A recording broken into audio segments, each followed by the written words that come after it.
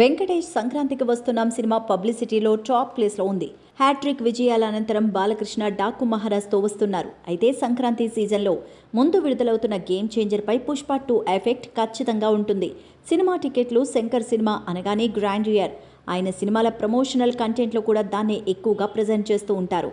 కానీ తొలిసారి తెలుగు సినిమా తీసిన శంకర్ తన తీరు మార్చుకున్నాడు. తాజాగా రిలీజ్ అయిన గేమ్ చేంజర్ ట్రైలర్ శంకర్ గత చిత్రాలకు భిన్నంగా ఉంది. ఇది ఒక ఐఏఎస్కు పొలిటీషియన్కు మధ్య జరిగే కథ అని శంకర్ చెప్పినట్టే ట్రైలర్లో కథనాన్ని కొంతమేర రివీల్ చేసేశారు. ఇప్పటివరకు గేమ్ చేంజర్ నుంచి వచ్చిన ప్రమోషనల్ కంటెంట్కు నెటిజన్స్ నుంచి మిక్స్డ్ రెస్పాన్స్ మాత్రమే రాగా ట్రైలర్కు మాత్రమే కాస్త పాజిటివ్ రిపోర్ట్ లభిస్తోంది. శంకర్ చెప్పినట్టు కొత్త షార్ట్స్, సాంగ్స్లో ప్రయోగాలు ట్రైలర్లో అలా శాంపిల్గా చూపించారు.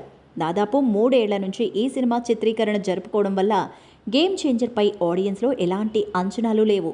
ఇప్పుడు విడుదలకు ముందు కాస్తో కూస్తో ట్రైలర్ హైప్ను క్రియేట్ చేసింది. మరి సినిమా ఏ మేరకు అంచనాలు అందుకుంటుందో వేచి చూడాలి.